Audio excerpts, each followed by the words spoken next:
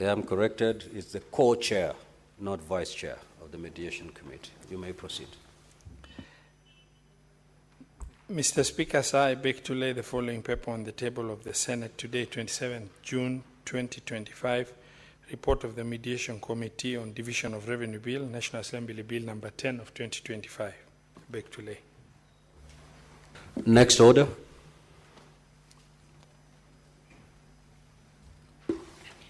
Order number 6, notices of motion. Co-chairperson, Mediation Committee.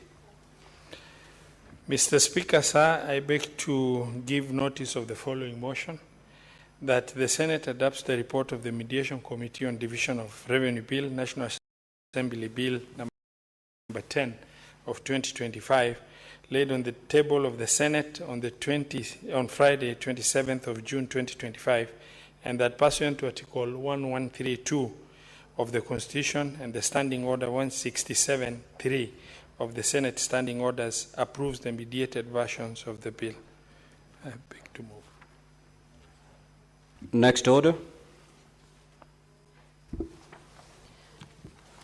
Order number 7, questions and statements. Order number 8, motion, consideration of the report of the Mediation Committee on the Division of Revenue Bill, National Assembly Bills number 10 of 2025. Co-chair, Mediation Committee.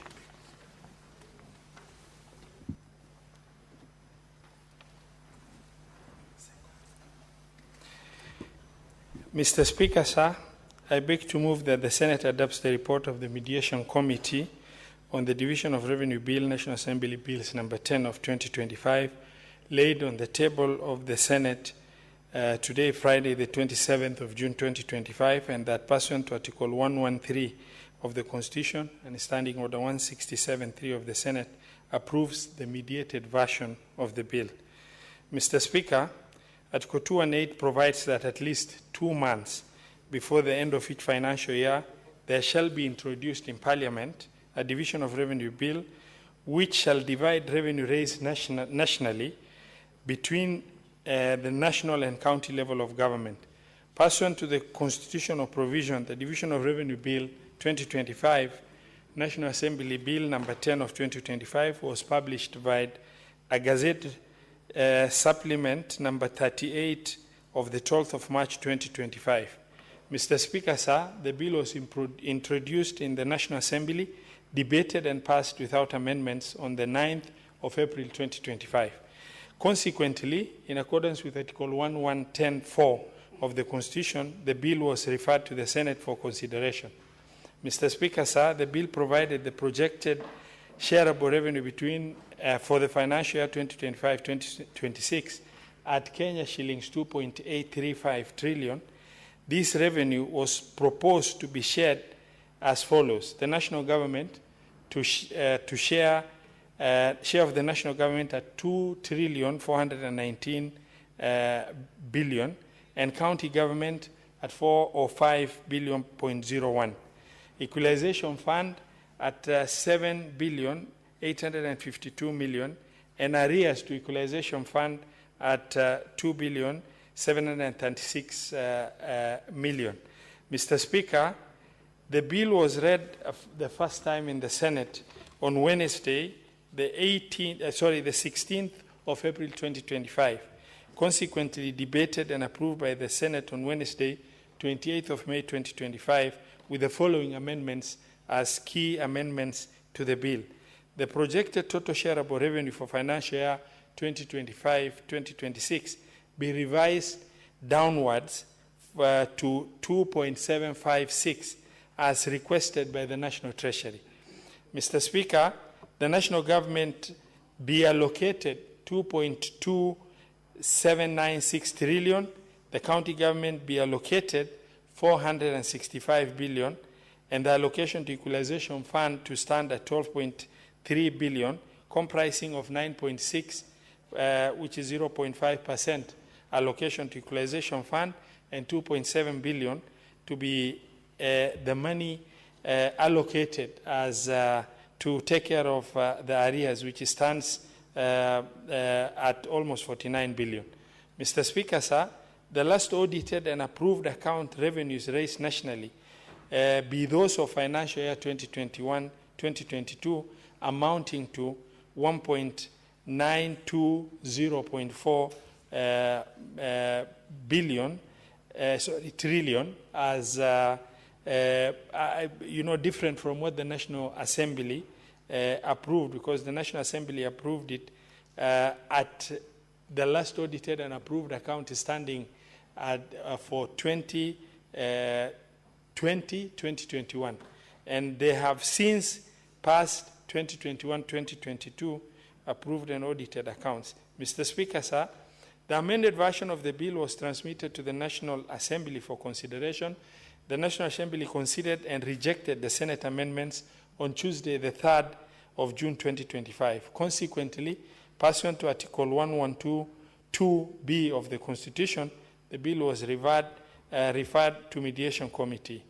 And pursuant to Article 1131 of the Constitution, the speakers of both houses constituted the Mediation Committee comprising of 9 members from each house.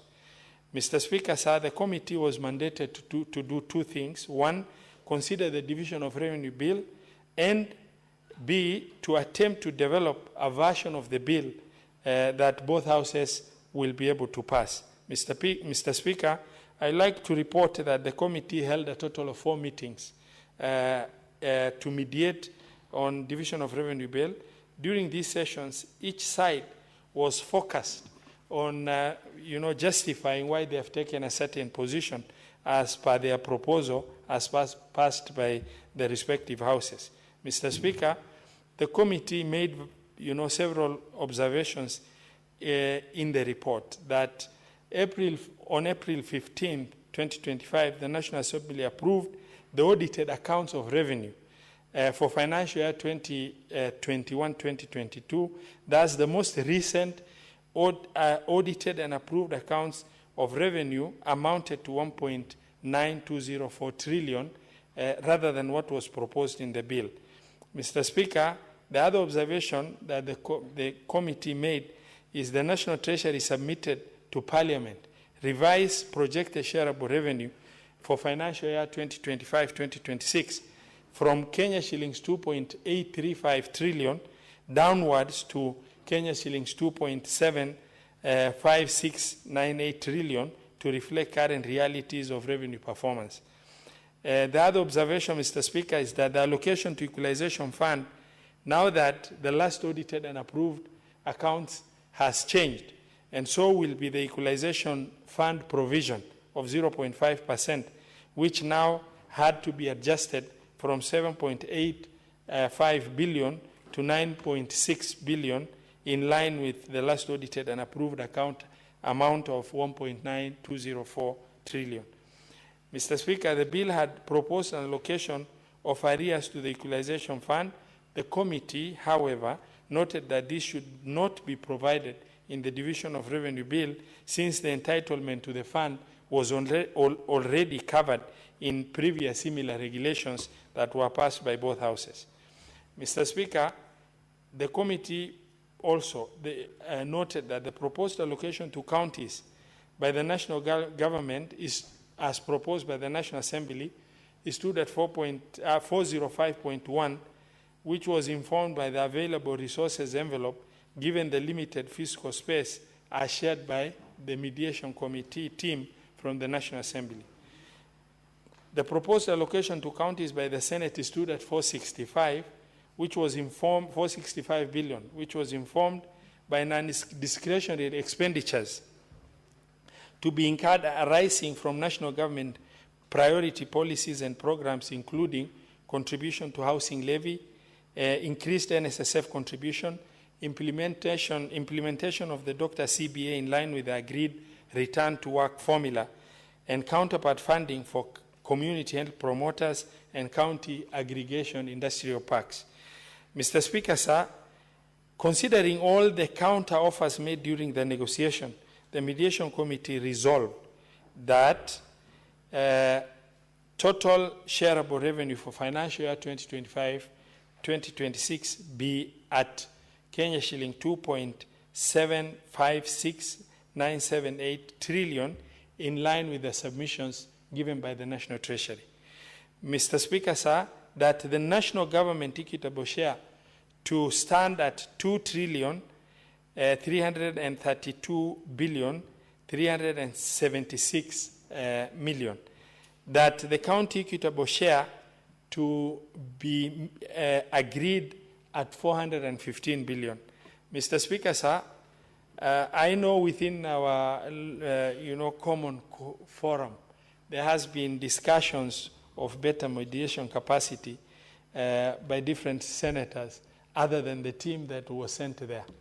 I want to assure the Senate that we mediated until the committee from the Senate realized that where we've reached, it was like trying to milk a stone, and we couldn't get a shilling more out of that mediation process. And we had to just agree for purposes of continuity for our county governments, as well as also making sure that the national government processes also continue by way of passage of appropriation bills, which not only was critical for the national government, but also was extremely critical for county government, because the passage of DORA will give way to the processing of CARA, and subsequently, which will give way on the issue of the disbursement schedule for our county government, alongside also other critical bills like county additional allocation bill, as well as equalization fund appropriation bill.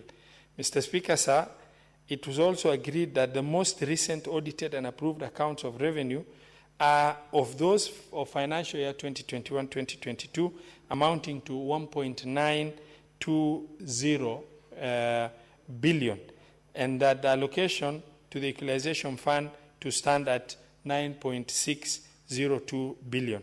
Mr. Speaker, sir, the mediated version of the bill is shared as tabled, and that the committee that was sent from the Senate to mediate on behalf of the Senate and as a representative of the interests of the county government have managed to improve the allocation to county government in form of shareable revenue from 387.425 to 415 billion, which is an increase of nearly 30 billion shilling in a given financial year.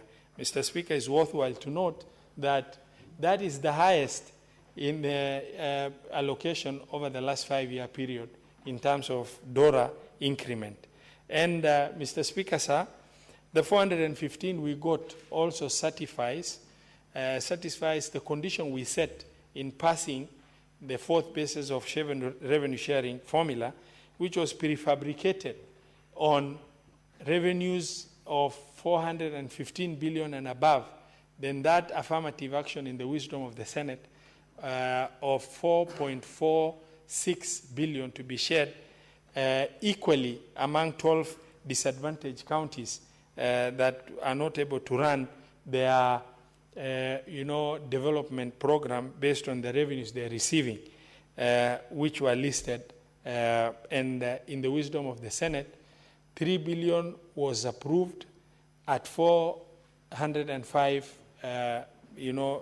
billion shareable revenue to county governments, and should there be any improvement over and above 415 and above, then in the wisdom of the Senate, a decision was made that 3 billion be improved to 4.46 billion.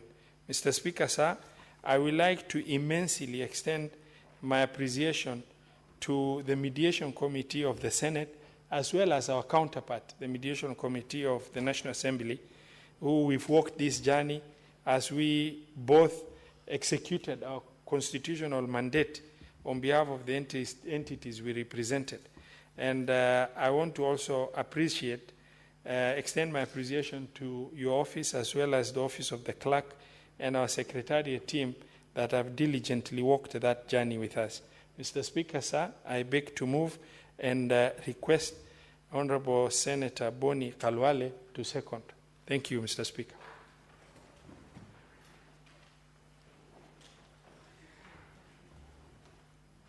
Mr. Speaker, I rise to second this very important motion. And Mr. Speaker, as I do so, having been a member of the Mediation Committee, I want to start by appreciating the Chairman of Budget and Appropriation Committee in the National Assembly, Honorable Atandi. I had never worked with this Member of Parliament before in my life, and he truly impressed me as a parliamentarian who has come of age, and he understands the position of devolution in the current dispensation of the politics and structure of leadership of the country, Mr. Speaker. Mr. Speaker, I say this because I sat in a similar committee when the predecessor of Atandi was in office, and it was very clear, Mr. Speaker, that that chair was not in tandem with the system of government called the bicameral system, Mr. Speaker. Mr. Speaker, I also want to thank the chairman of our Finance Committee, who has just moved the motion, plus the vice chair, and especially the Senator of Migori. This mediation was the most difficult I've ever sat in. We couldn't agree 4 times over, and we stood our ground, and I'm very proud that because of that industry, we are able to leapfrog from 387.5 billion shillings to the current, by 28 billion shillings to the current 415, is a big, big achievement. I therefore proudly request colleagues in this House that we support this report because we have achieved so much.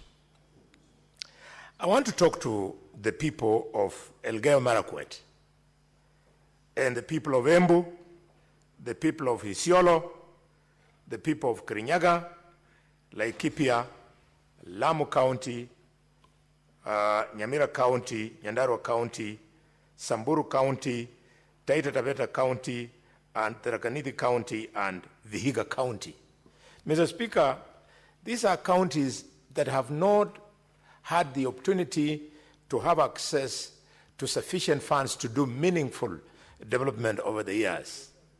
But thanks to this enhancement to 415 billion shillings, Mr. Speaker, and further, thanks to the decision of this House to now introduce in the 4th sharing basis formula a factor which then we called the affirmative action allocation of 4.46 billion shillings.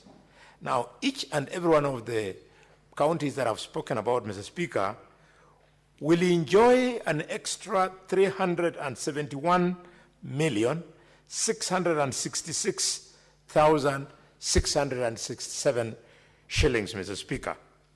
Mr. Speaker, I'm so happy for them, but even more so with Vihiga County, my immediate neighbors, who also happen to be my own brothers, Mr. Speaker.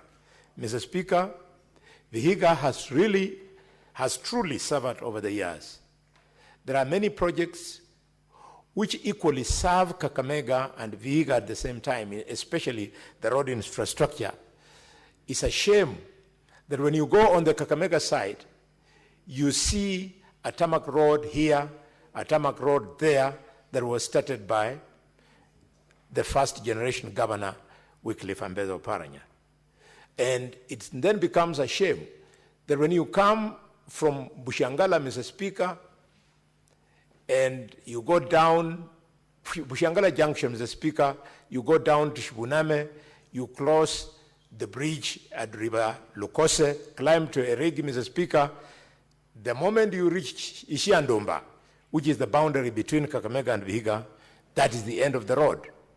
The majority of the people using this road, which then becomes untarmacked once you are in Vihiga, are the people of Kakamega. So I want to appeal to the Senator of Vihiga and the Governor of Vihiga and the MCAs of Vihiga, whereas this section of the road is in Vihiga County, but it is a key road for us, the people of Kakamega, in entering into Vihiga County through the southern part of, of our county, Mr. Speaker. I therefore appeal to Governor Otichilo to give me a gift for the fight we put up with Senator Osotsi in this House so that this fund could be realized. I beg the Governor of Vihiga to give me that gift by making sure that this first 371 million shillings will be spent part of on tamaking the section of the road from Ishiandumba all the way to Chabakali Regi Junction. Mr. Speaker, needless to say, I want to, as I second this motion, to use this opportunity to pass my condolences to the families and friends of the 15 young people who lost their lives 2 days ago through the unnecessary shootings that we witnessed, and I hope that the Minister for Interior will manage to come on top of things. I request him to find his calm. I've been following his pronouncements. He seems to have completely lost it. He must take charge and stop asking police people to shoot people when they are appearing, to appear like they are entering a police station. I second. Honorable Senators, I will now propose the question. Senator Roba, kindly take your seat. Take your seat. And the question is that the Senate adopt the report of the Mediation Committee on the Division of Revenue Bill, National Assembly Bills number 10 of 2025, laid on the table of the Senate on Friday, 27th of June 2025, and that pursuant to Article 113.2 of the Constitution and Standing Order 167.3 of the Senate, approve the mediated version of the bill. The floor is open for debate. Senator Mundigi. Asante Bwana Spika kwa kunipa ruhusa niweze kuchangia pesa ambazo tumepata ya kupatia kaunti 47.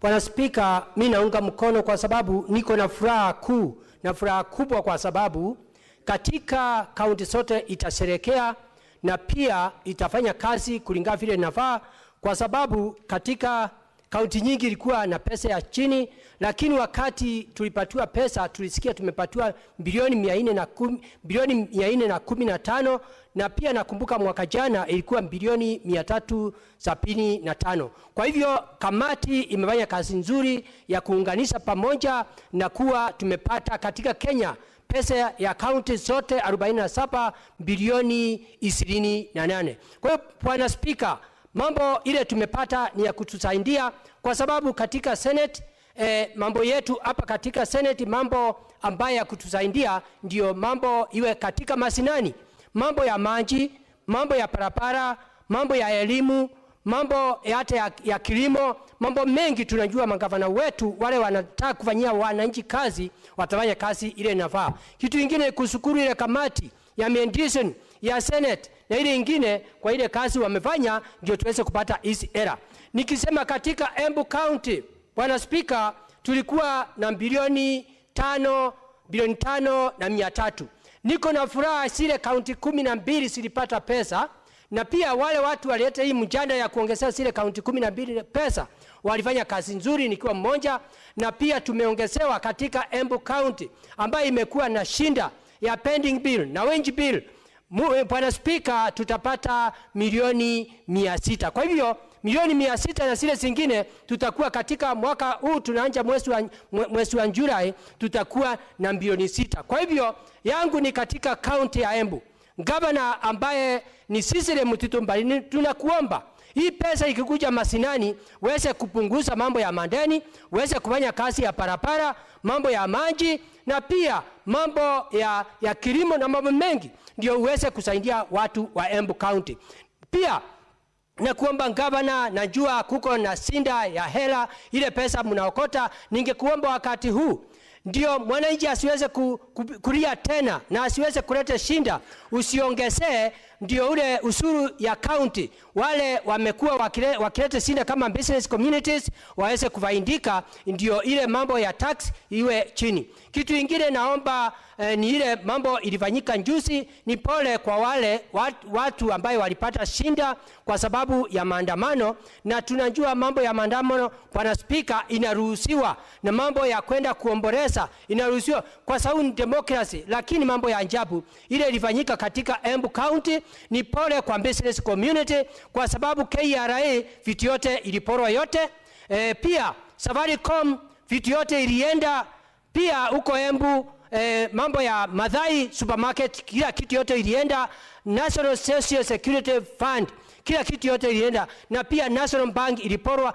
Kwa hivyo ningeomba naomba tukiwa kutakuwa na maandamano siku ingine, kwa sababu ni mambo ya demokrasia, sikusiwe kunatokea mambo kama hiyo. Kwa hivyo Bwana Speaker, visa ile tunaendelea kuongezea pesa ya county, tunahusunika sana kwa sababu tunaona mambo ingine ya maandamano, watu wakienda kudemonstrate kwa sababu ya haki yao, kumeingia wataberi, kumeingia wezi, na wanalete vitu ambaye haifai. Kwa hivyo wale watu walifanya ile kitendo, tumeona wakati huu ambaye Gen Z wengine wako na maroni, wako na pesa. Tumeona watu wengine kama Embu vitu imeimbiwa, tumeona hapa Nairobi. Kwa hivyo nataka kusema siku ya Jumatano ilikuwa ni mambo ya kwenda maandamano ambayo inafaa, lakini baadaye iligeuka ikawa ni kama imeleta shinda katika nchi yetu ya Kenya. Bwana Speaker, ni kama ilikuja ikatoka, ni kama watu wengine waliingilia hiyo maneno, ikawa ni kama wanataka kumpindua hii serikali ambayo inajaribu kulainisha mambo ya economy recovery katika nchi yetu ya Kenya. Kwa hiyo Bwana Speaker, mimi naunga mkono, niko na furaha kwa ile kazi imefanywa na watu wa mediation na pia na maseneta. Asante sana maseneta, ile kazi mnafanya kupigania ukatusi. Ingawa nilisikia MP wengine wakati walikuwa na debate maneno walikuwa napinga, lakini asante kwa ile kazi seneta inafanya.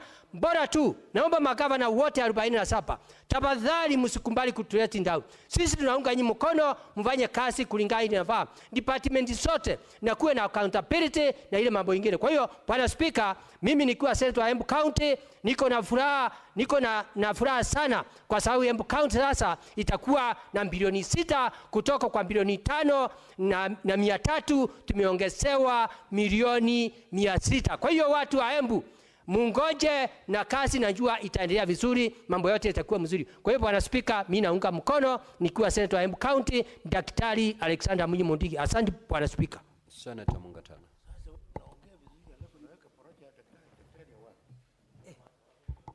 Mr. Speaker, I want to thank you very much for giving me the opportunity to make my contribution.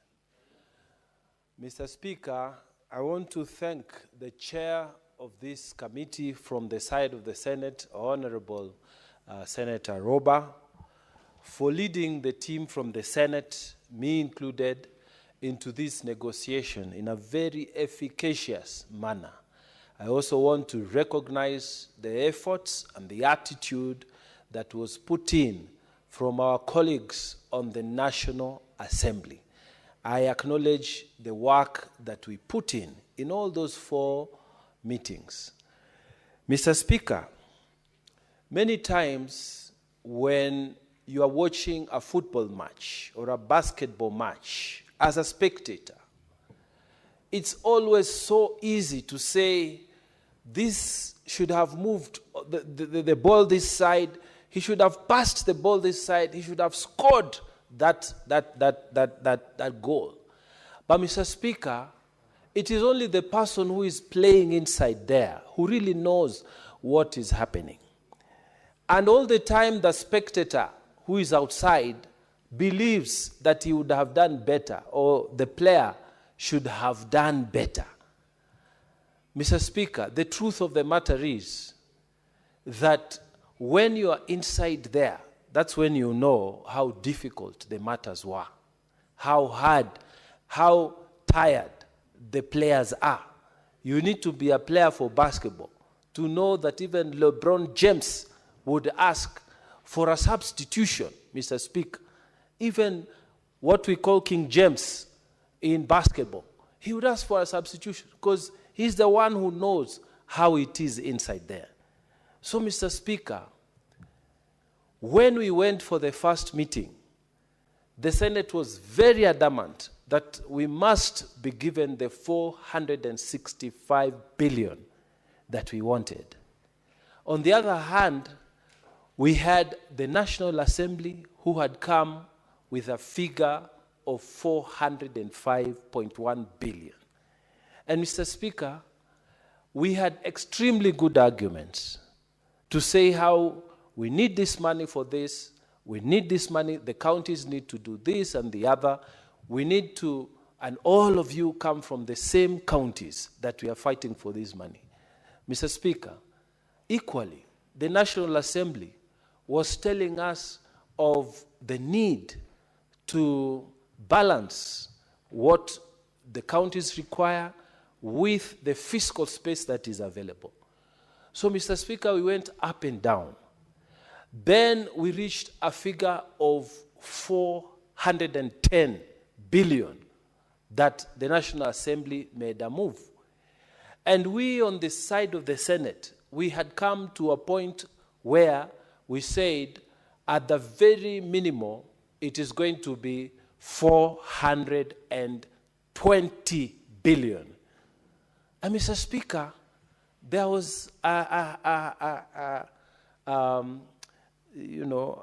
what you call a deadlock. The Senate is on this side and the National Assembly on this side. We are trying to reach an understanding. And Mr. Speaker, at the end of it, after 3 meetings, we had to adjourn, discuss, talk as colleagues, visit each other and convince each other. And Mr. Speaker, we want to ask our colleagues that those of us who are in there, we were the ones who are going up and down, trying to find a way forward. When finally the figure was agreed, Mr. Speaker, at 415 billion shillings, it didn't come easy, Mr. Speaker. It didn't come like a drop of water, Mr. Speaker, a drop of the rain. There was a lot of negotiation. There was a lot of backroom discussions. And Mr. Speaker, we were also aware that our counties need this money like yesterday. Some of our counties, Mr. Speaker, have gone without salary for the last 3 months, Mr. Speaker. Some of our workers. And so, Mr. Speaker, we looked behind and said, we will be able to achieve the goal of affirmative action at 415 billion. We will be able to achieve the goal of no county will get less than the amount that they did before. This is what we saw. And Mr. Speaker, when finally the figures came up to 415, we felt, Mr. Speaker, that we do not need to drag this thing further. So under the leadership of the Honorable Senator Roba, we were able to reach out to the other side under the leadership of Honorable Atandi, and the deal was done. So I want to thank so much the mediation committee, which I was part of, Mr. Speaker, so I know what we went through. Mr. Speaker, I thank all the members who participated, and I thank all the members for sacrificing their recess and sitting there on our behalf, Mr. Speaker, and the result they have given us, which has ensured that the counties that we wanted to protect have received something in addition because of the affirmative action we agreed in this very house that we shall give those 12 counties. So, Mr. Speaker, I want to appeal to all our colleagues that we support the decision that we have achieved so far. Mr. Speaker, I don't need to belabor the point. that we have, in these 4 days of the committee meetings, the mediation meeting, achieved something like 28 billion increase, which is the highest increment we've received. 28 billion, which is the highest increment we have received, Mr. Speaker, in many years that have passed. It has always been an increment of 1 billion, 2 billion, but in this particular case, we have been able to achieve a good leap. So I want to urge colleagues listening to me that this committee did some good work, and I really want us to appreciate their work by supporting this bill. But Mr. Speaker, I wanted to sit down and leave it there. But I want to emphasize something, and I want us to learn from America. Mr. Speaker, people tend to think that some of these departments cannot be abolished at the national level. And yet it is possible, it is doable. Why can't we abolish the Ministry of Health at the national level? Clearly, Mr. Speaker, this function has been devolved to the county level. Why are we still keeping money at the national level? Why? Mr. Speaker, when President Trump took over, like him or don't like him, the man makes decisions. He abolished the Federal Department of Education. And people were shocked, what is happening here? But he did it. Now, people can make decisions at at the state levels on how the education system should function. Health, Mr. Speaker, I keep coming back, in Kenya is devolved. Now, those billions that are still at the Ministry of Health should come down to the counties, Mr. Speaker. Should come down to the counties. And even as we approve this, we want this to sink to those people sitting at the headquarters in health, that this mandate is a county mandate. And Mr. Speaker, many other functions have been devolved, and the national government is still holding on to them. I am requesting the president to think seriously about abolishing, take bold steps, abolish some of these departments at the national level. Like health, it must go, so that the funds are released to the function. Mr. Speaker, today, we are celebrating 415 billion going as the equitable share to the county government. But, Mr. Speaker, if we abolished some of these ministries at the national level, we would be able to save more billions that will be released to the county governments, so that our counties are able to function properly from the equitable share they have received. We were talking here, Mr. Speaker, as a Senate, and we said that some counties are merely employment bureaus because they are not able to function properly. Their development vote is negligible. And why? Because the national government continues to hold on to functions that are supposed to be functions for the county governments. So as we approve this, Mr. Speaker, and as I urge my colleagues that we approve the mediated version, we want to send a message to the national government that don't hold into what is not yours. It will cause you problems, all the time problems. For example, now, if you look at the payment of these workers who are working in our villages, the health workers, you are told national government pays a half, the other side is paid for by the county. How is that? How do you have two employers? How does it work that you are having one paying this amount, one paying the other? Why should the national government hold on to that? Why can't you surrender that function properly to the county government so that somebody knows my little money comes from this employer? I wonder, even when you have functions like the these industrial parks that are being created, when you hear that the national government will give 250 million, the county governments to give 250, the moment you bring two entities to manage, there's a problem. Why can't you leave it all to the county governments to deal with those matters? Mr. Speaker, even counties that were supposed to develop their headquarters, they were supposed to be assisted. The idea was initially a very noble idea that 5 counties did not have good county headquarters, so they were supposed to be assisted by the national government. Just that line of saying national government contributes and county government contributes, that model has not worked. None of the 5 counties to date have been able to construct their headquarters, Mr. Speaker, because of those double, here there's a boss, here there's a boss. This should not happen going forward. And we should start by taking a bold step saying, Ministry of Health, we abolish this at the national level. Let everything be devolved. Let the money come down.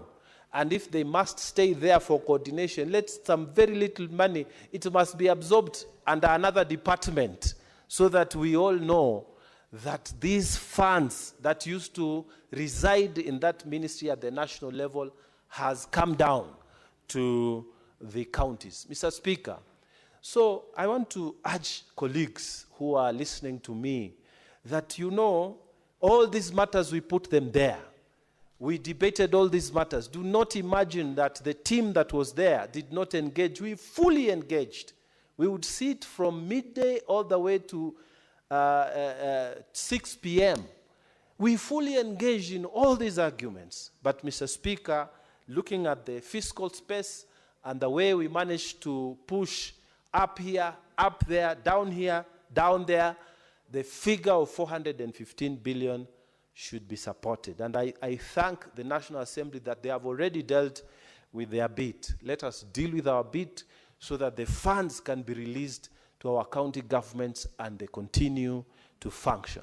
Mr. Speaker, with those many remarks, I beg to support the mediated version of the bill. Thank you, Mr. Speaker. Senator John Otu. Thank you, Mr. Speaker. I also rise to support this particular report as submitted by the co-chair of the mediation committee.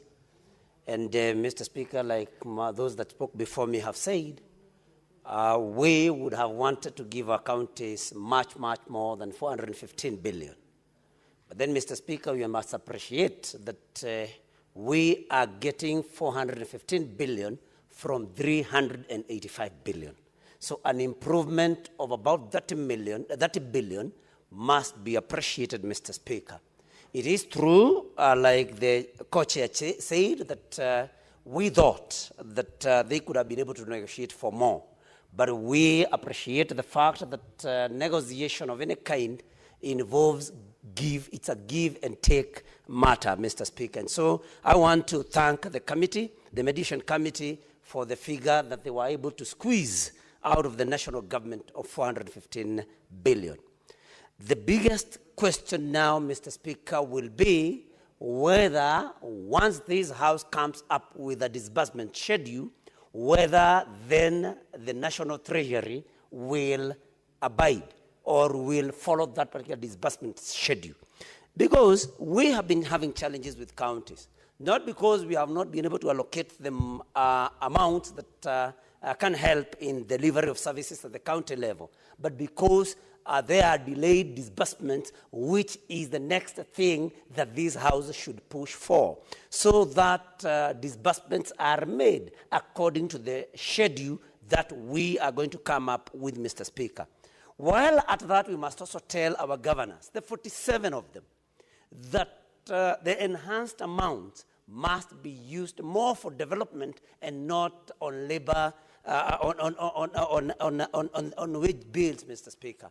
Because we have almost every other county, none has been able to abide by the 35% requirement because, Mr. Speaker, they are required to maintain the wage bill at that 5% of their total resources. And, Mr. Speaker, I request that you may ask the minority whip and the chair of the mediation committee to also give us some peace so that we can be able to prosecute our issues.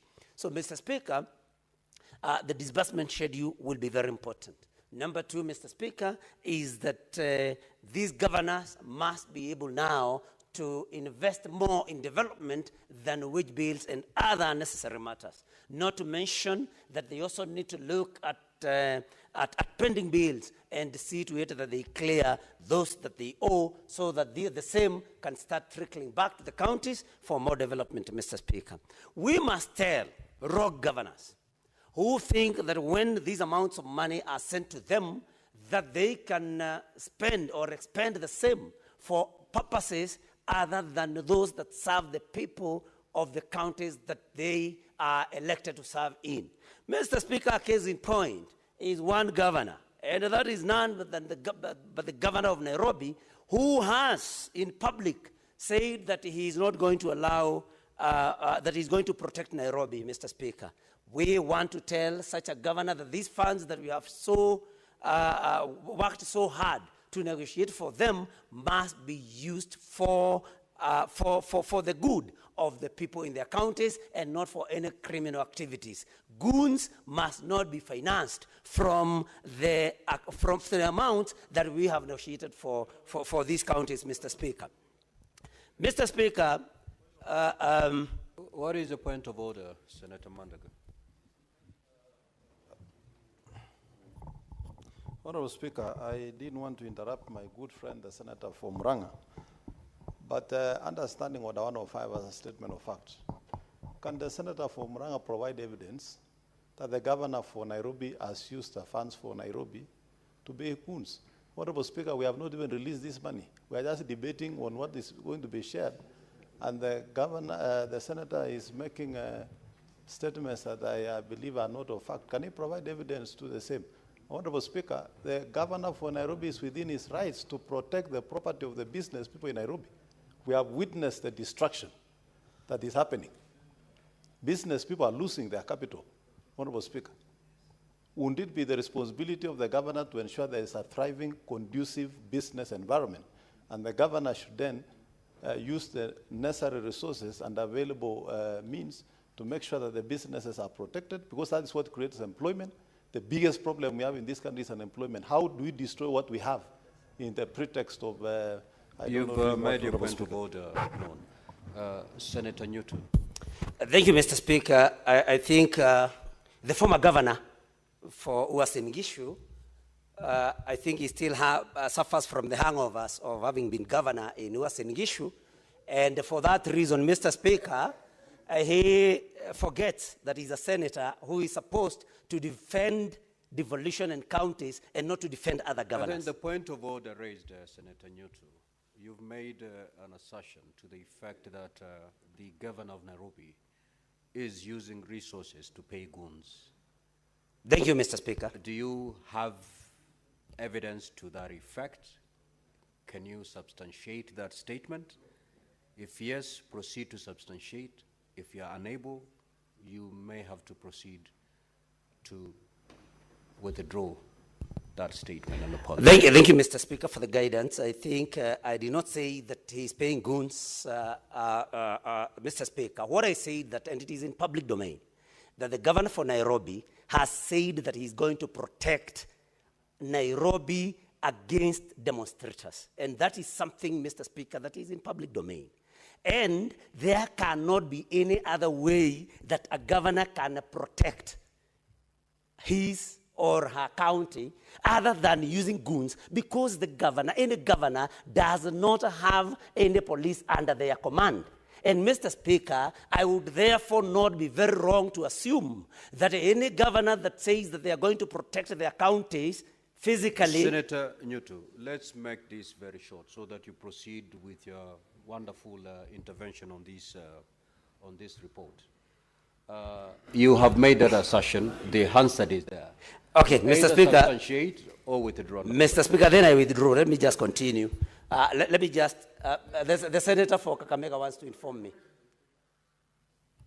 Let's dispense with this point of order first. Okay. Okay, Mr. Speaker, then I withdraw. Let me continue.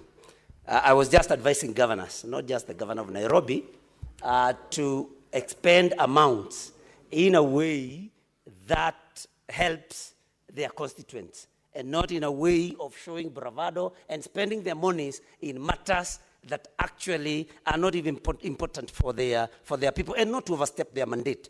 Mr. Speaker, we must also ask the national government, which in this particular mediated version is going to retain over 2.3 trillion Kenya shillings, Mr. Speaker, that these amounts also must be expended in the right way, must be expended in a way that is of benefit to the country, Mr. Speaker. We are disturbed that we find those serving in the national government, Mr. Speaker, carrying money in sacks every weekend, every weekday, as they go about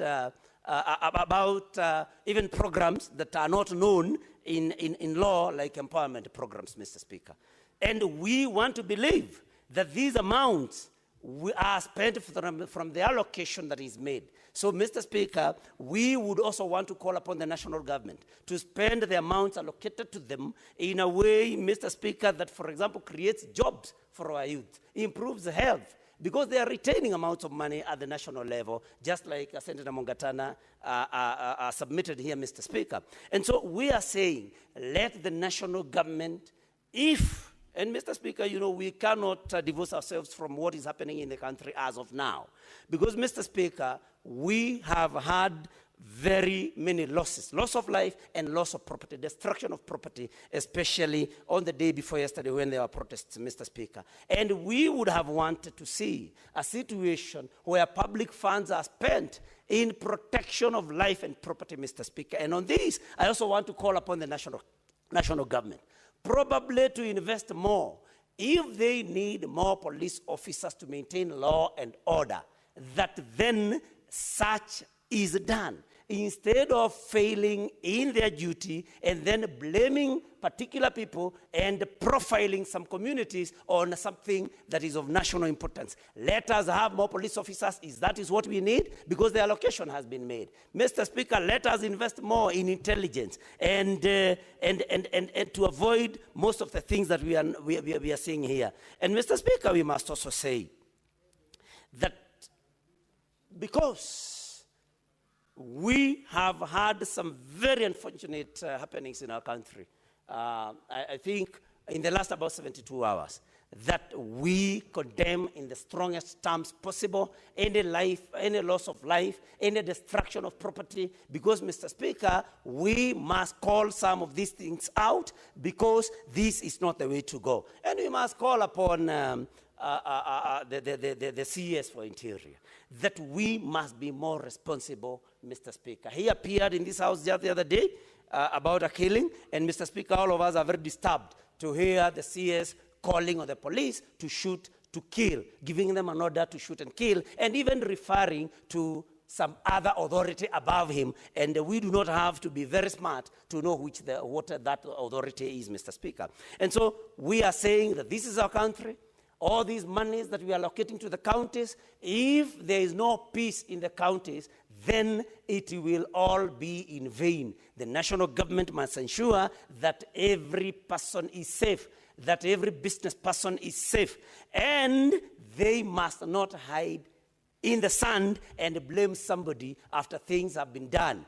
We have national intelligence services. They must be able to unfoil anybody, any plan to destroy life or property. For them to come and cry crocodile tears, Mr. Speaker, that is not something that we may want to allow. And it is important, as I sit down, Mr. Speaker, in support, to say that we live in this country, we exist in this country, not at the pleasure of anybody, Mr. Speaker. We are here because God placed us here, and we have a right to be here.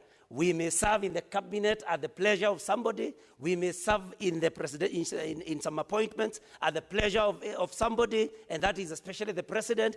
But we do not live in this country at the pleasure of the president or at the pleasure of anybody else, Mr. Speaker. We live here because God placed us here. Let us build a good country for all of us. Thank you, Mr. Speaker. I support this particular version. Senator Tabitha Mutinda.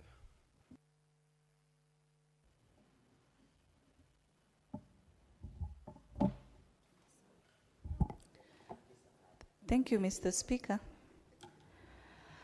And I want to also extend my appreciation to my colleagues whom we were with during this mediation process for the Division of Revenue, led by my Honorable Chair, Honorable Boni, Senator Mungatana, Senator Eddy, among the other team. During this recess period, Mr. Speaker, most of us who are in the mediation committee also are members of the Finance and Budget Committee. And we had presented before this House a proposal of 465 billion, Mr. Speaker. Mr. Speaker, this is a journey that we had closely embarked on. We had the proposal by CRA, Mr. Speaker, which was almost amounting to 430. And during our proceedings in the committee, at the committee level, we had different stakeholders, Mr. Speaker. And they had different proposals. And actually, the governors, through the COG, they had a proposal of about 536 billion, Mr. Speaker.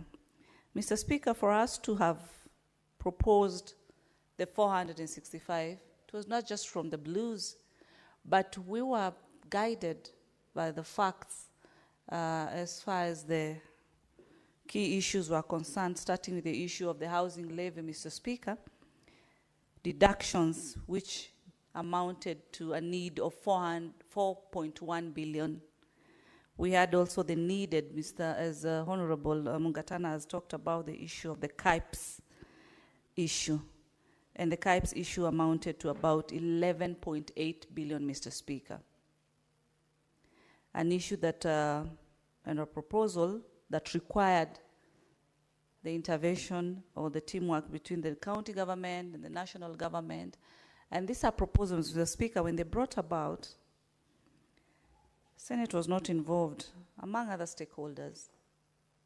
And during our discussion and our mediation process, Mr. Speaker, we were actually able to agree that we remove this budget of about 11.8 for the KIPES.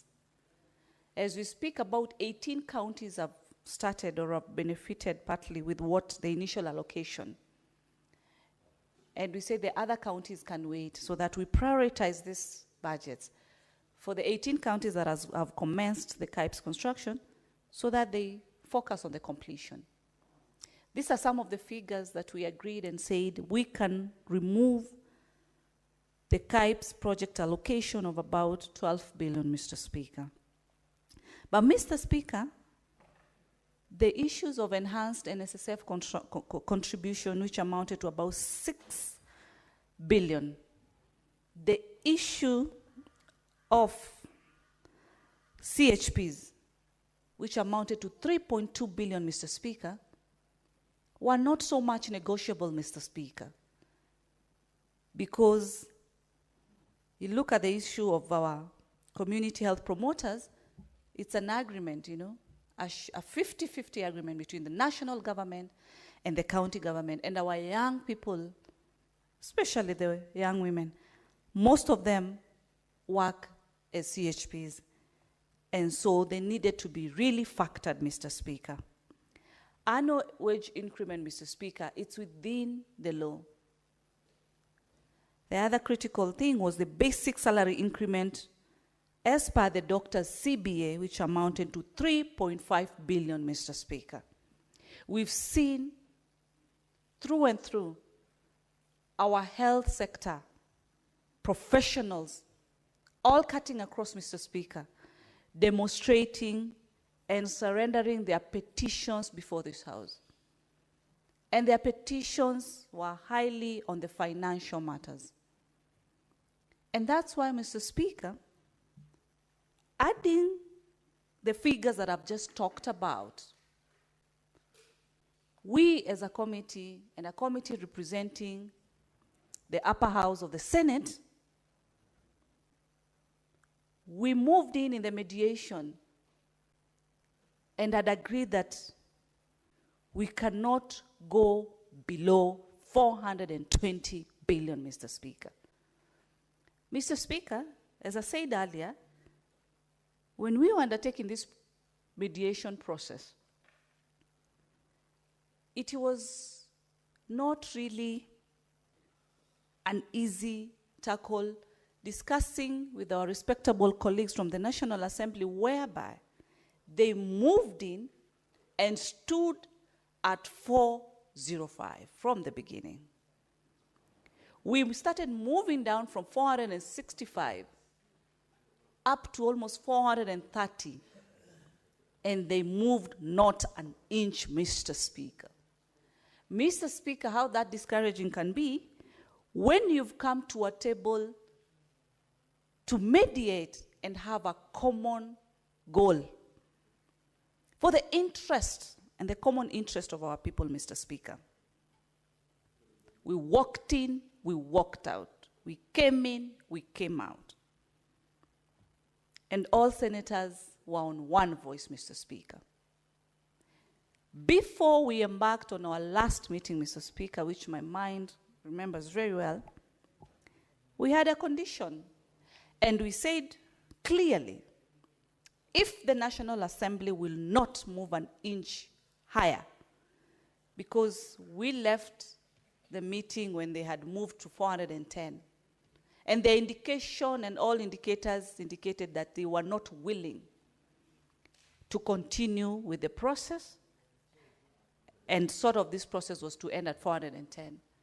And so we also stood firm and said we will not embark on any further mediation if they won't move an inch. And through our firm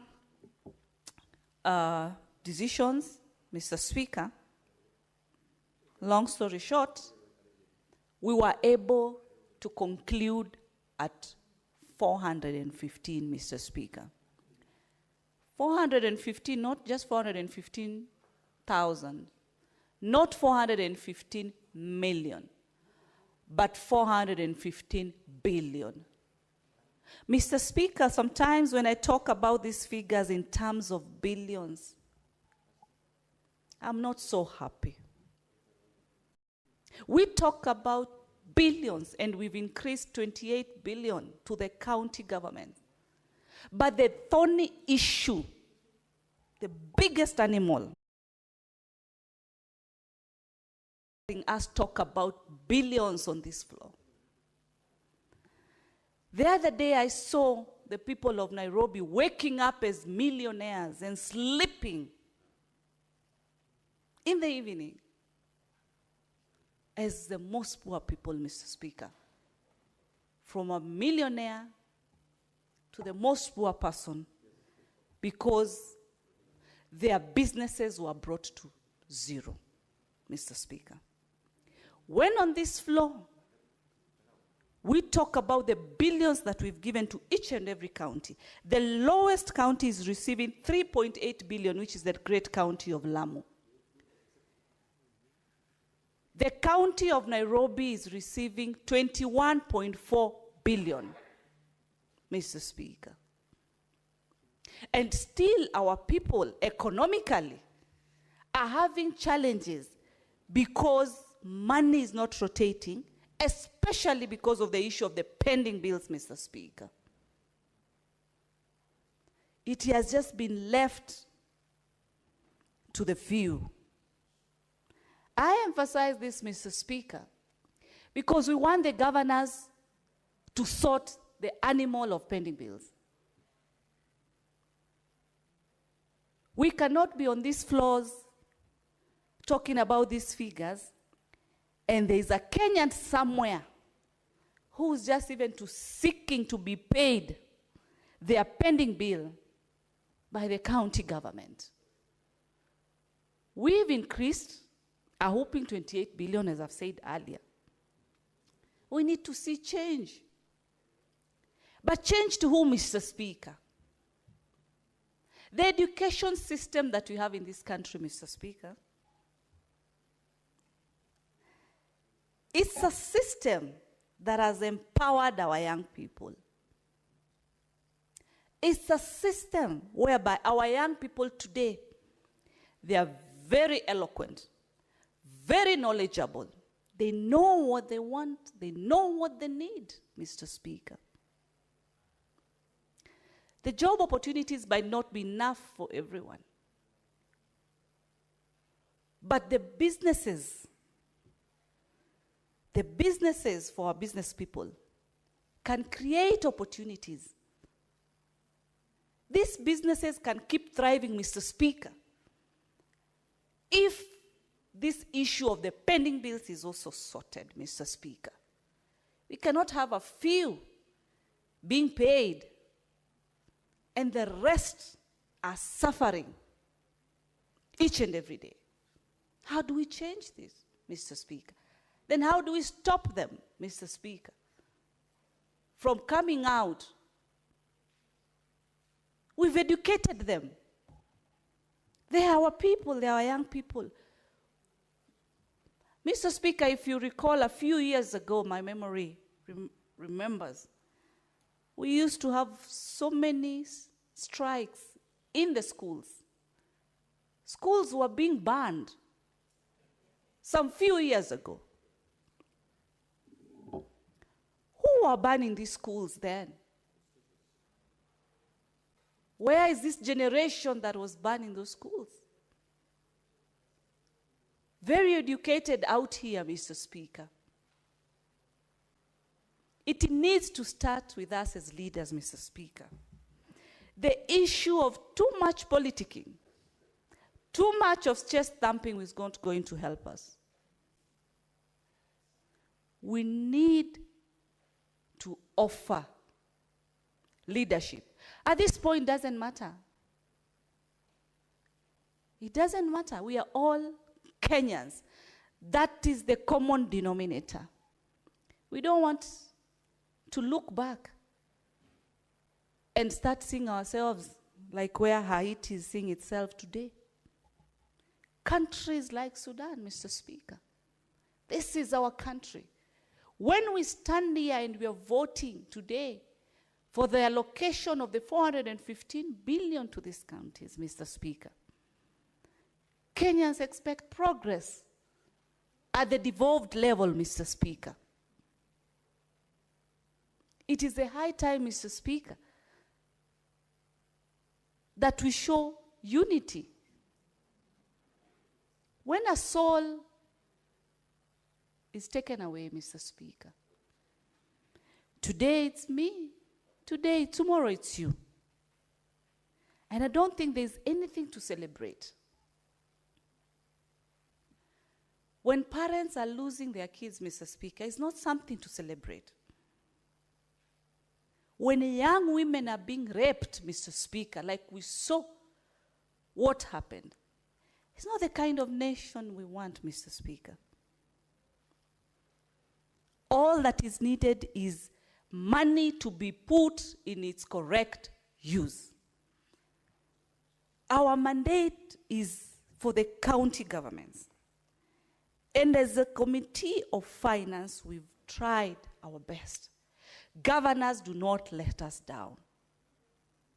Achieve the goals of the devolved government today. It is not about who has how many goons. That is not the country we want.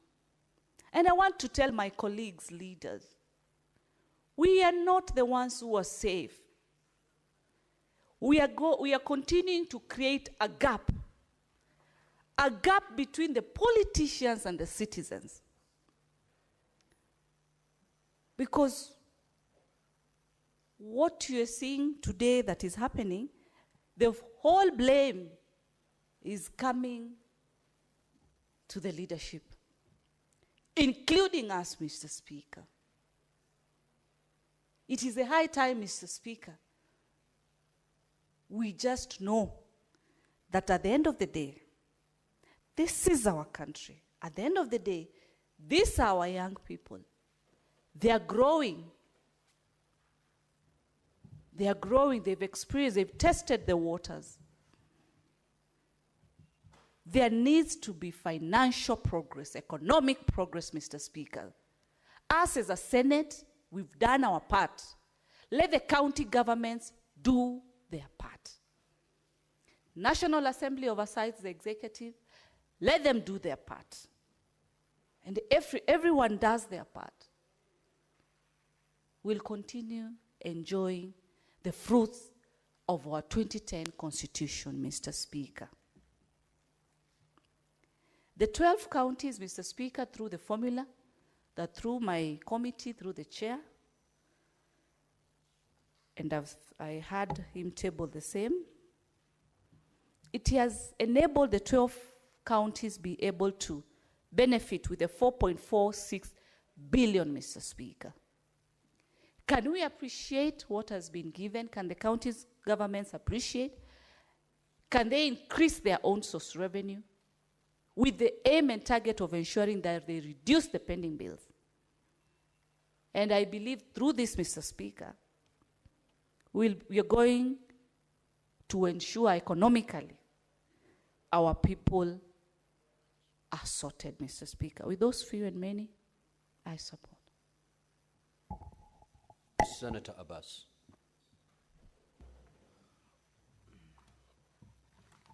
Thank you, Honorable Speaker.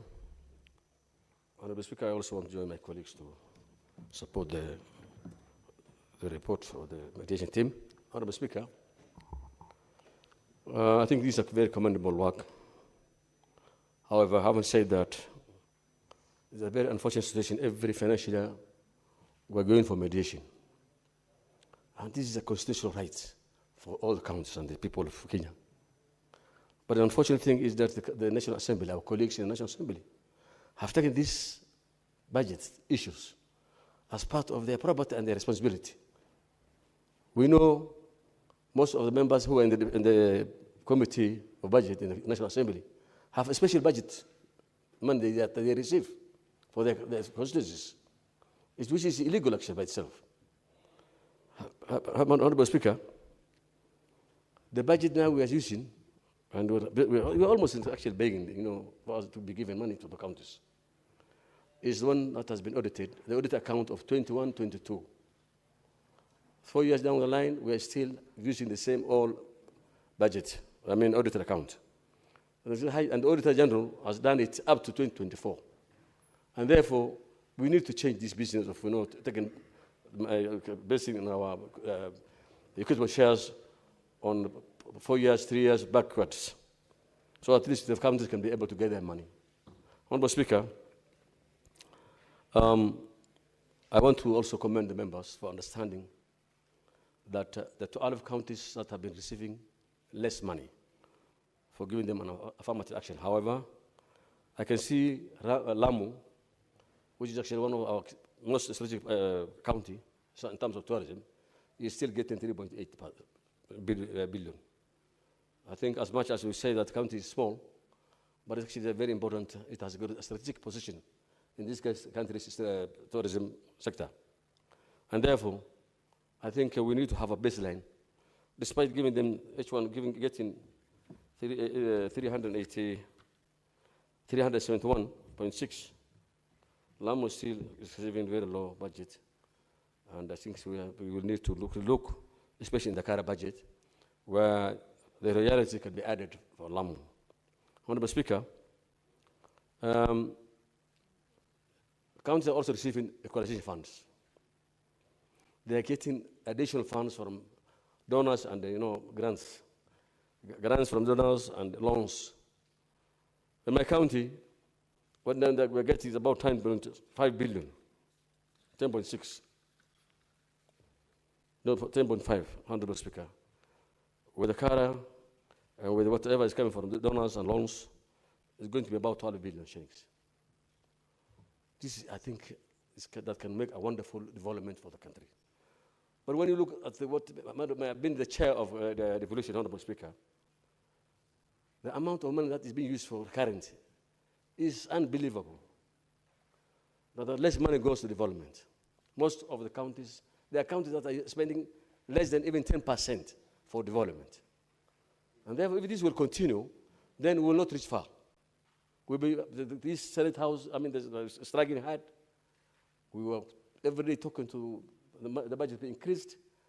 But this, whatever increase is being given, must be commensurate to development.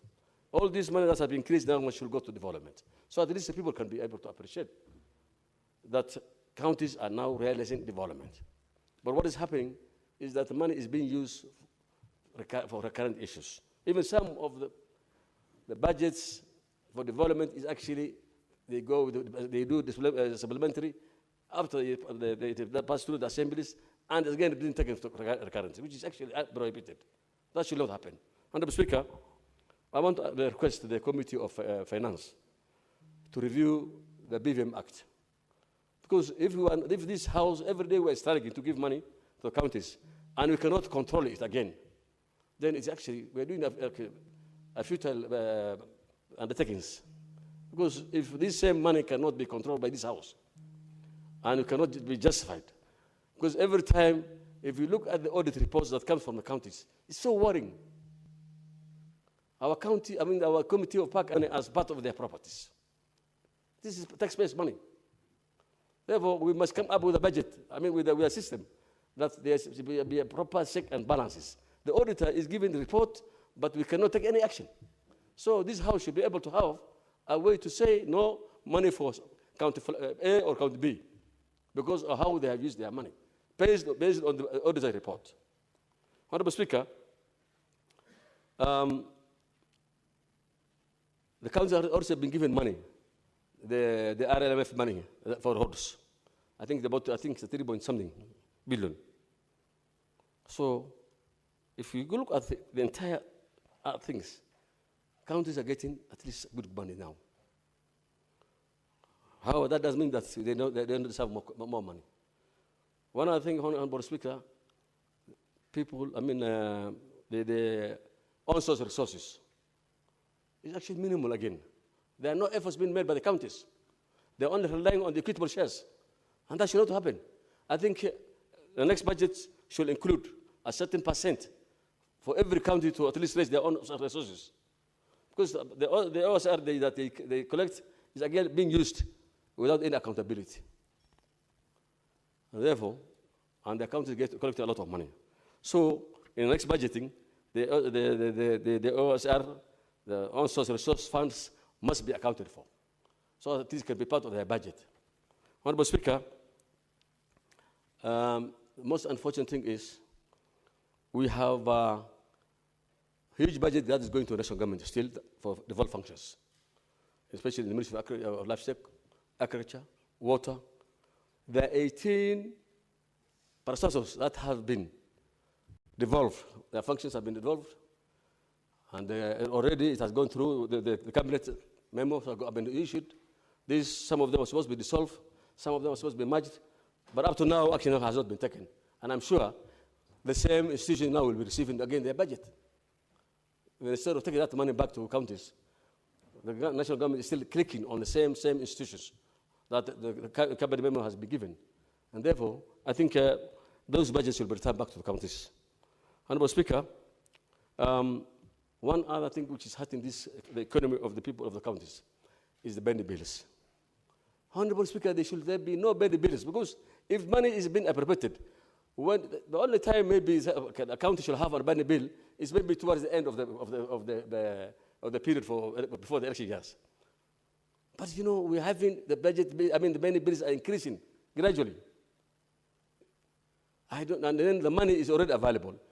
What the counties are doing is they're doing budgets, they have development funds, they have recurrent funds, and then always money is being used for development, and it's not paid in right time.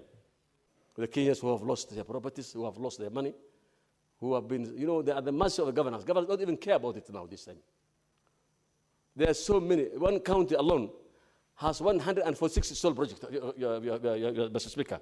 146 stall projects. I don't understand how. Why should you be having 146 stall projects in a county? Why do you want to do things haphazardly? If you cannot complete it, then you don't need to do it. I mean, to construct any infrastructure. So, for Honorable Speaker, as much as we appreciate that the county must be given money, there's a lot of unbelievable use of leverage of money and planned development, Benny bills, huge Benny bills, and I think I'll request this House that we must come up with actionable plans that we can be able to save Kenyans who are losing their money, who are losing their properties, who cannot get their money, and who are going hungry today because they cannot afford to take care of their families. With those few remarks, I wish beg to support the bill. Thank you so much. Senator Olekina.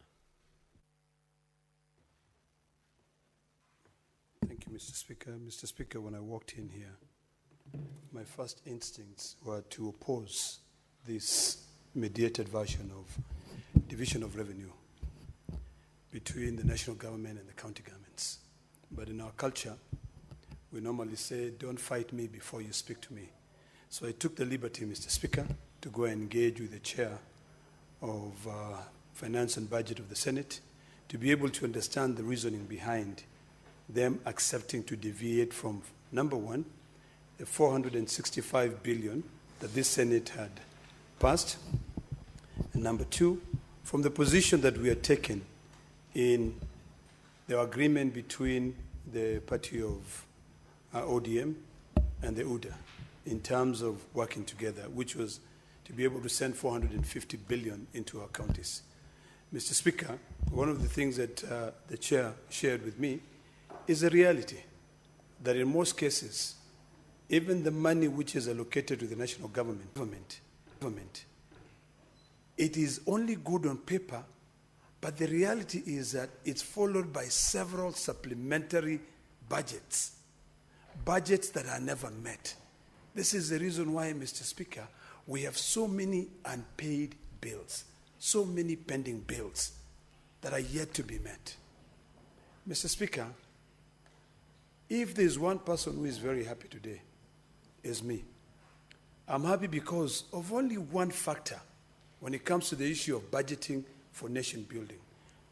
This is the only budget in the history of this parliament that has not factored in money from the International Monetary Fund, the IMF.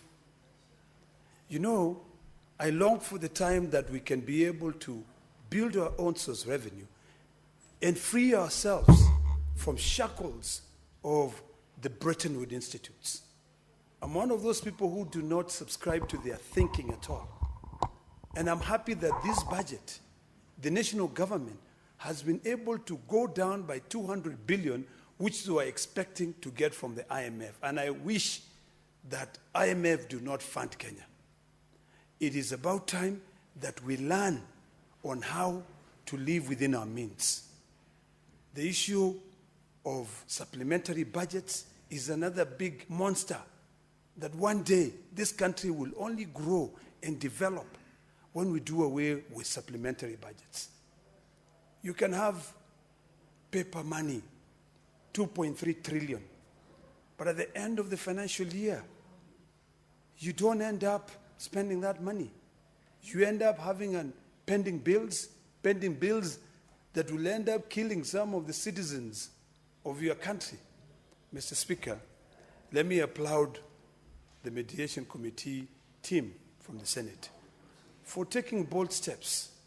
Because, Mr. Speaker, I've been in this Senate now for about 7 years, and I can tell you that this is the single most increment of money that is allocated to county governments since I've been here within a year. I'm wondering, Mr. Speaker, why am I being given time? Thank you. I hope that was not intended. It was just a mistake. Mr. Speaker, getting 28 billion additional from 387 to go to counties is something which is commendable. During the last few years when we were there, when we voted 13 times to be able to agree on a basis of the third formula to share revenue between national government and between the county government, the only amount that we are able to move to is making sure that there is a base of 370 billion. On top of that, the maximum that we're able to get is an additional 17 billion within 5 years to 387. Now, we have moved from 387 to 415 billion. And the difference between the money which is being sent to the county government and the money which is only good on paper for the national government is that it is a reality. 415 billion shall be sent to county governments without undue delay and without any deductions. Now, if you compare apples to apples and you ask yourself, what happens to the 2.3 trillion that is being retained by the national government?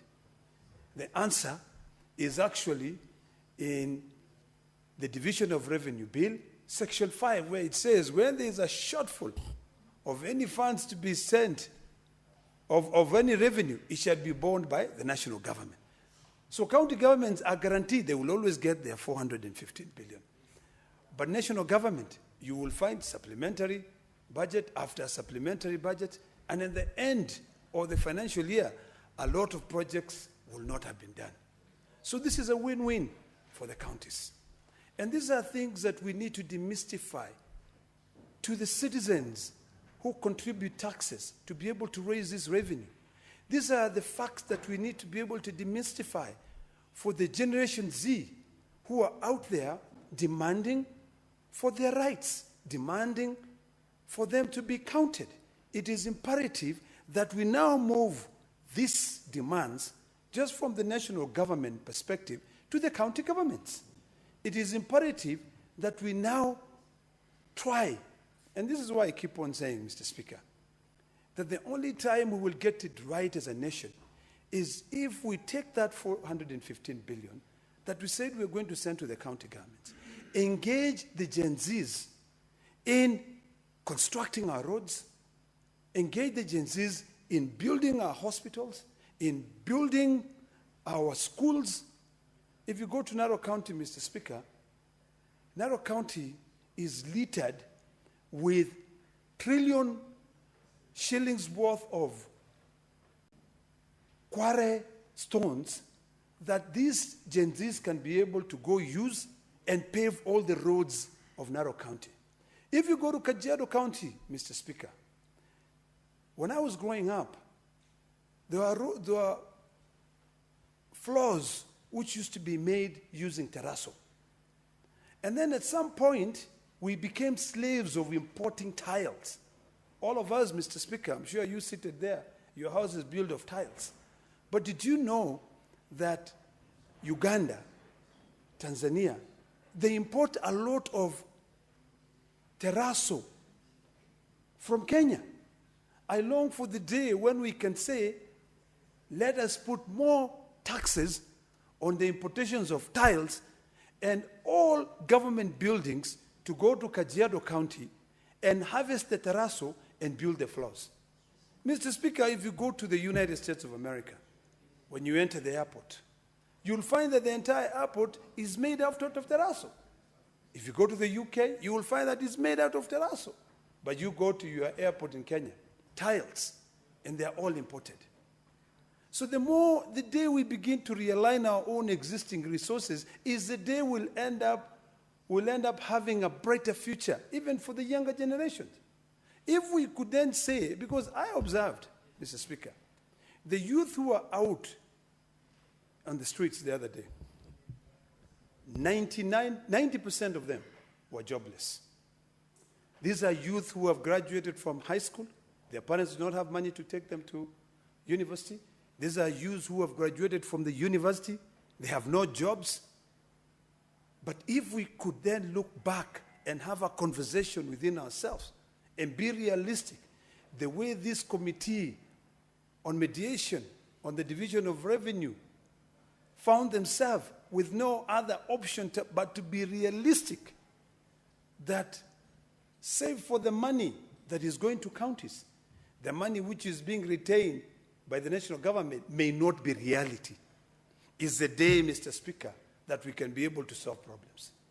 We must be realistic to the fact that all these resources that we are raising locally, the resources that we are saying, the 28 billions that we are now saying, let's send them to counties. When I was engaging with the chair told me something which I thought was leadership. Leadership. That it got to a point where he said, you know what? We are walking out of this mediation.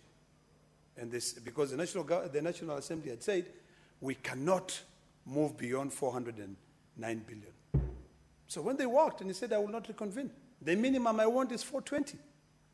And the first thing that came to mind is that I remember I was seated here when the media was awash with news that the then governor of Mandera was pushing, funding people so that we make it difficult to ensure that their county does not lose money. When I sat down with him, he said, what we were fighting for at that time is to make sure that there's no county that has been left behind. When he refused to go back to the mediation committee until the money went up, what he said, even if I'm to go and sit and reconvene this meeting, the least I can be able to agree to is by making sure that small counties which have been left behind, West Pokot, I think is one of the small counties, Elgeyo Marakwet is another county, Vihiga County is another county, get affirmative action. So if you guys are not willing to increase money, out of the 4.49 billion that you're saying, that is the only thing you can do. The only way that I can sit here is by realizing that these small counties, and remember, Mr. Speaker, the chairperson is not from Elgeyo Marakwet. It's from a different county. He said, increase the money. Lucky enough, he came down to 415 billion, which took care of the 4.46 billion that was given as an affirmative action to smaller counties. That is leadership. And that is what we need to fight for. And that is the reality that we need to be talking about, Mr. Speaker. So, Mr. Speaker, as I stand here today, I'm quite happy that the Senate, which is the House of Union, will to get more money during this financial year. I know that the people of Elgeyo Marakwet, with my vote, will be able to get more money. The people of Embu, the people of Tharaka Nithi will be able to be given money. And so as the people who come to Nairobi to try and make a living will also be able to get additional revenue. So, Mr. Speaker, as I support this, I also want to make a few statements based on how we move forward. It is imperative, Mr. Speaker, that we now become cognizant of the danger that we are facing if we continue ignoring the plight of the Generation Z. Generation Z are speaking a language that most of us do not understand. Not because we do not want to understand, but because we choose not to understand. Because most of us have already lined our pockets. Most of us live in manicured mansions. Most of us drive huge cars.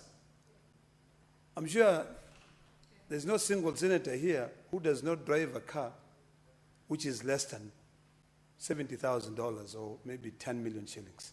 That's a fact. It becomes difficult sometimes for us to understand the problem that the Generation Z are facing. They're not sure of tomorrow. They're not sure of tomorrow. You know, yesterday, Mr. Speaker, I read somewhere, and I was trying to write to respond to it. But I said, you know what, I will drive down to Kajiado to go to Eldam at home of this senior distinguished gentleman called Atwoli. when he said that it's about time that we move the animals from the Nairobi National Park and move them to Masai Mara so that people can encroach into the national park. When I heard that, I was livid, Mr. Speaker. And I said to myself, good Lord, what has come of this old man? Is it that he does not see the danger caused by rural-urban migration during this time when we in the Senate are fighting to send more money to counties? And it dawned on me that everyone is looking at Nairobi as the only place to run to. So it's about time, Mr. Speaker, that we either engage and really amend the Constitution to empower the Senate more, to empower the counties more, so that we stop this rural-urban migration, or the national government takes a journey of building new cities where people can be going in. But the thought of turning the National Reserve, Nairobi National Park, into a concrete jungle is something we should not be even entertained. So, Mr. Speaker, as I conclude, let me once again appreciate the work of Senator Ali Roba. I have known Ali Roba for quite some time, and I appreciate his diligence, his agility, and dedication to service. Being here, if I was to come here and fight to defeat this, it will not benefit him or me. The reality is that we have to understand the circumstances that we live in. I appreciate the work that you've done in sending 28 billion, additional 28 billion to counties. And I'm quite happy. And I hope that we can continue with this trajectory of making sure that we don't factor in what comes from the Bretton Institutes. If the day we say goodbye to IMF and World Bank is the day we'll begin developing as a nation. Our laws should be and shall be determined by our circumstances, but not other external circumstances that influence the way we make decisions in this country. That is critical. Because if we have to develop legislation, if we have to make laws based on what other jurisdictions or other governments think of, there's no way we'll ever be able to move out of these shackles. I was perplexed, Mr. Speaker, as I sit down, that today I had a young man, actually, there were about 3 of them who applied for visas to go to the United Kingdom. And the decision to award that, and this was through a government-funded program. So the government of Kenya was actually paying to train those people to be able to come back here and support this country. But a decision was made in Pretoria that even if the government is funding you to be able to go to the UK and study and come back and work here, the money that you have in your account is not sufficient to support you, even if that was being paid by the national government. And then they went further by saying, we have seen certain transactions in your bank statement that you've not been able to explain. So now foreign entities are turning themselves into the work of the Auditor General of this country. It is ridiculous. So, Mr. Speaker, as we divide our revenue, let us remain local. Let us encourage on-source revenue. Let us encourage county governments to develop other mechanisms of raising their on-source revenue. Number 2, when we now come up with our foreign policy, it is about time that we also remember that it's a give and take. You know? And this issue, I hope, and I had a conversation with the Foreign Affairs PS about this issue of these young Kenyans being denied visas on the basis that there was some little 1,000, 5,000 in their account, and maybe they sold tomatoes, or maybe they sold a side hustle that they could not be able to explain. Yet the visa application, Mr. Speaker, did not say, tell us how you make your living. It was about how you're going to support your stay in the UK. So, Mr. Speaker, we must learn how to live within our means. That's number one. We must be proud of our own work. And because I've seen the red light has gone on, let me end by saying, Ali Roba and your team, I salute you, and I fully support the mediated version of the Division of Revenue Bill. Thank you, Mr. Speaker. Very well. Next is Senator Sekirenku.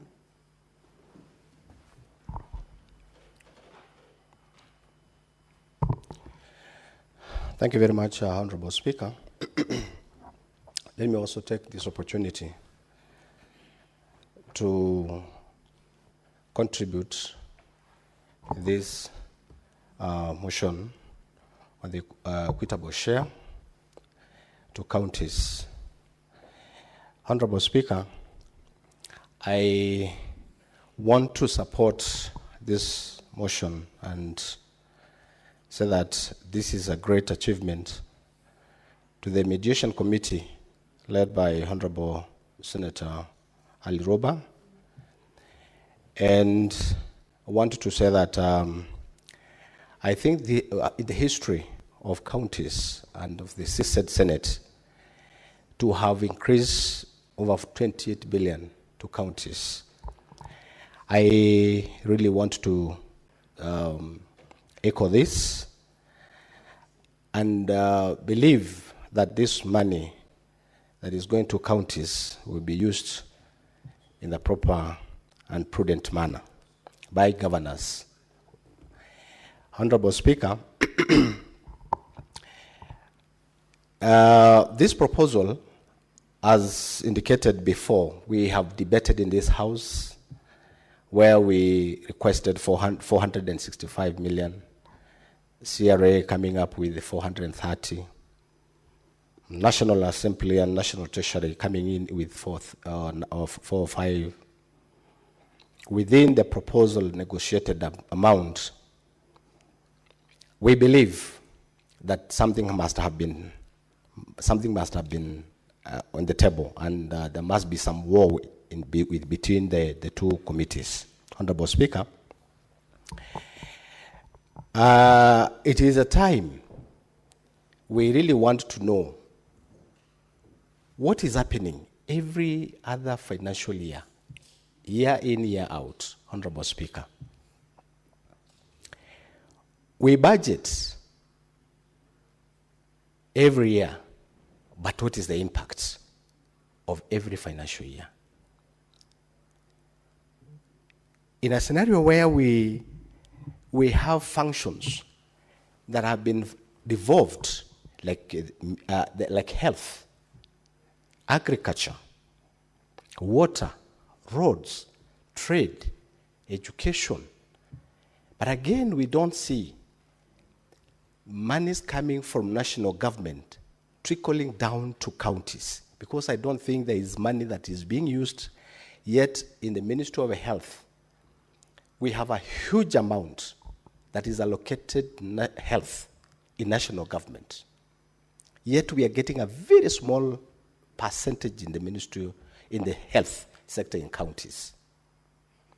What about the rest of the monies that is left in national government? Honorable Speaker, we find national government or a proposal by Kenya Kwanza administration that they will make 1,000 dams every financial year. Honorable Speaker, where are these dams? Yet this money that is going to counties will not be able to make 1,000 dams.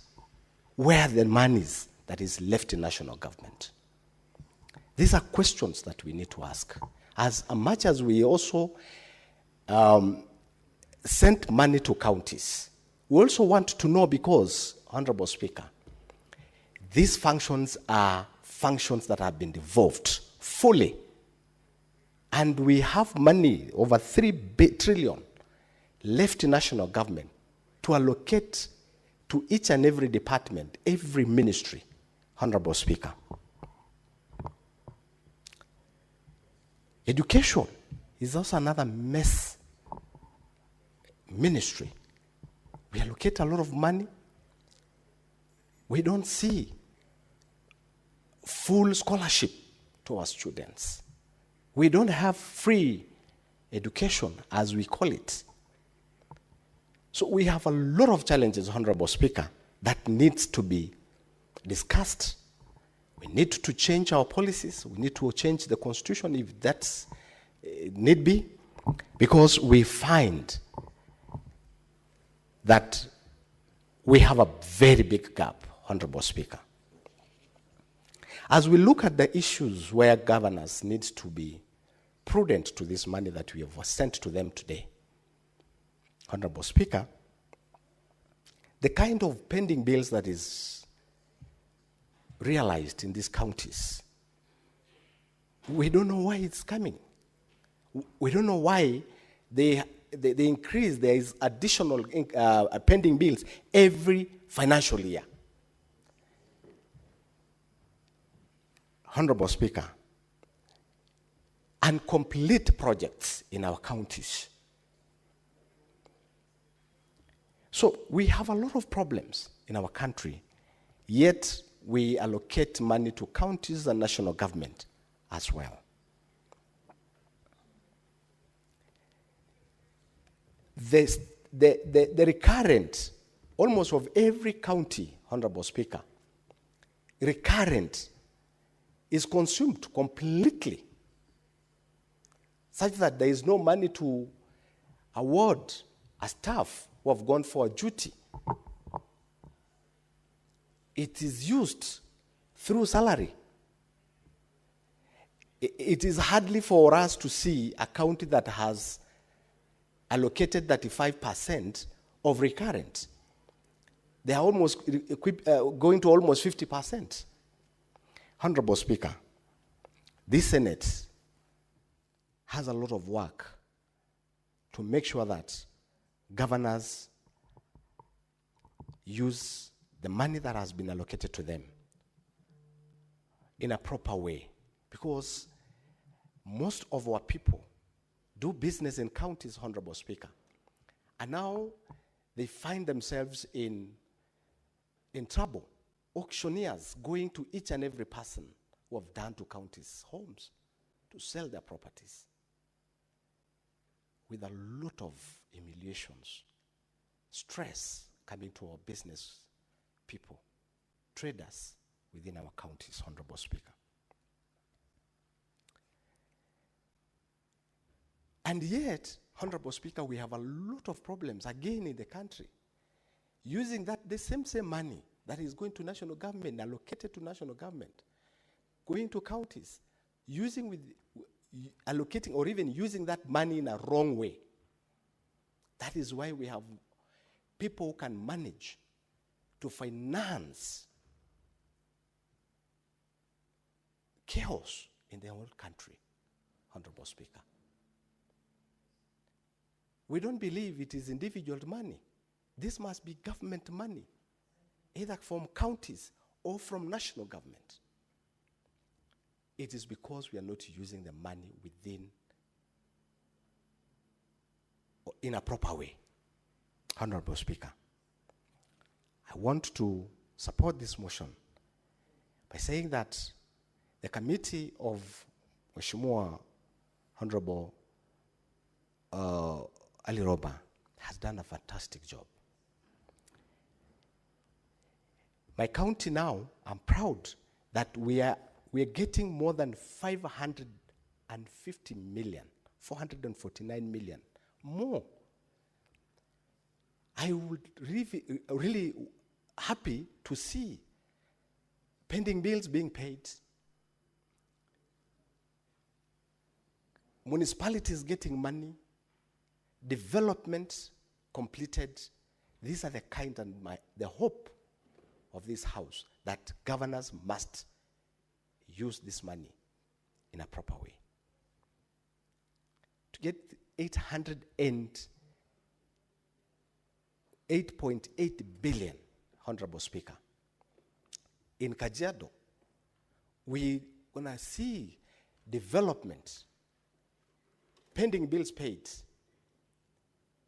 municipalities getting money, completion of projects, Honorable Speaker, it's very key.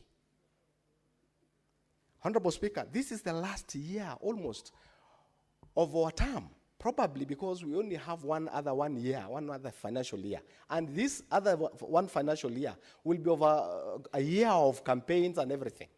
But if governors can really sit down and properly manage this financial year of 2025-2026, that is the only way they will not leave counties in trouble, Honorable Speaker.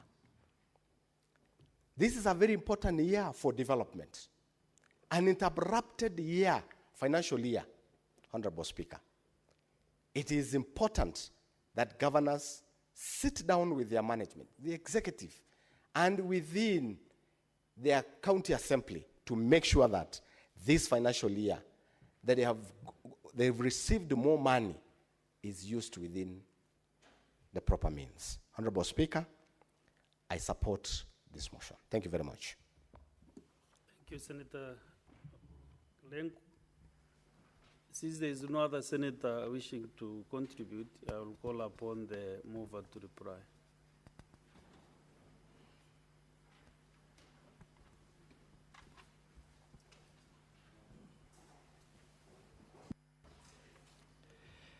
Mr. Speaker, thank you very much.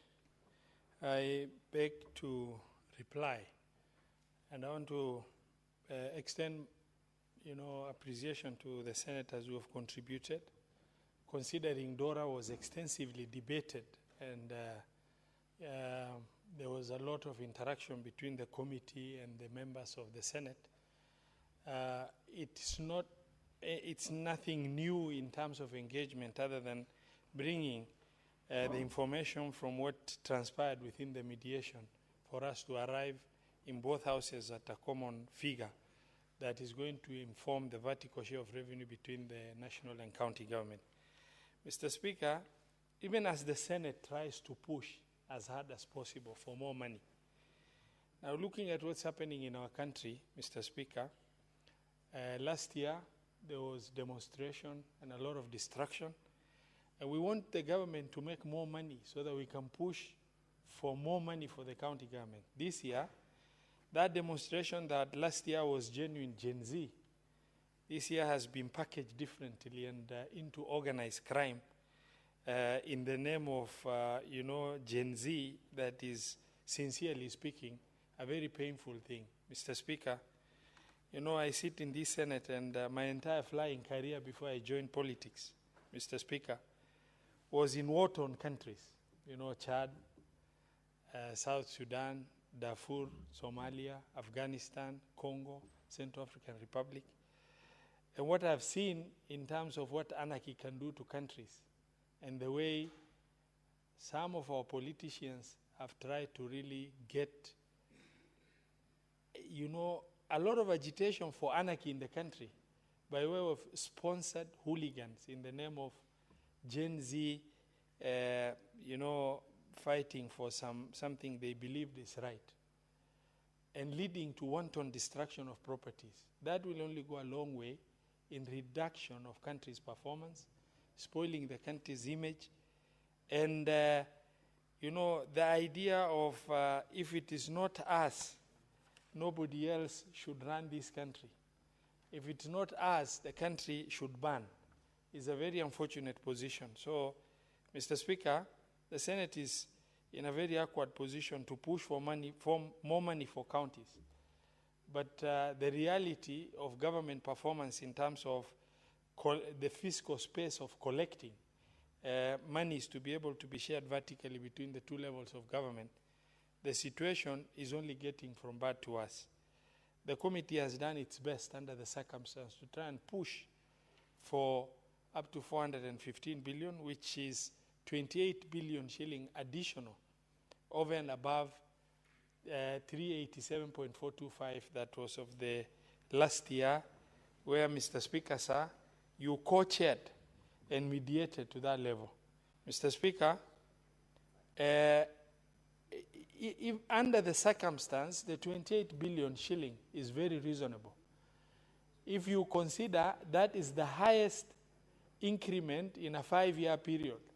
If you look, the last reasonable adjustment of county government shareable revenue happened in 2020-2021 when the third basis of revenue sharing was being discussed. And at that time, Mr. Speaker, sir, it moved from 316 to 370, which was about 54 billion shilling increase. Between 2021 now to 2025, 2026, Mr. Speaker, the 2025, 2024, 2025, the total increase has marginally just increased from 370 to 387.425. Now, moving from 387.425 to 415 billion, an increase of over 28 billion shilling, is commendable job under the circumstance within the country and the environment we are in, where peace should have contributed to more collection of revenues and perception within the country in terms of how we are perceived and seen as a nation would have helped in attracting more foreign investment and help us get more sound growth of our revenues. And Mr. Speaker, as I reply, I wish to also thank the Senate for their wisdom to agree with the committee that these smaller counties, about 12 of them, needed some affirmative action within the formula. And the 415 guarantees the position the Senate approved, the 12 counties to get 4.46 billion. Mr. Speaker, I beg to reply and request, pursuant to Standing Order 66.3 of the Senate Standing Orders, that you defer putting of the question to a later date. I thank you, and I reply. Well, Chair of the committee, I really agree with you, so we defer the putting of the question until the next sitting. So next order, clerk. Order number 9, the Equalization Fund Appropriation Bill, Senate Bills number 7 of 2025, first reading. A bill for an act of parliament to authorize the issue of a sum of money out of the Equalization Fund, and it is a